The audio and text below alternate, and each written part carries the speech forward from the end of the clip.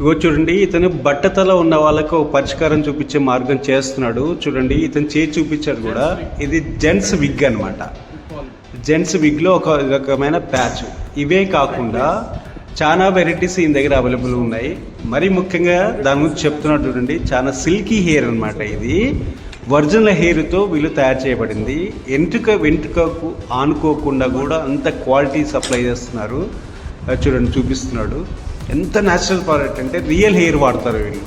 ఇటువంటిది నాకు తెలిసి ఈ చుట్టుపక్కల ప్రాంతంలో ఎక్కడ అవైలబుల్గా లేదు. ఇతని దగ్గర మాత్రమే అవైలబుల్ ఉంది.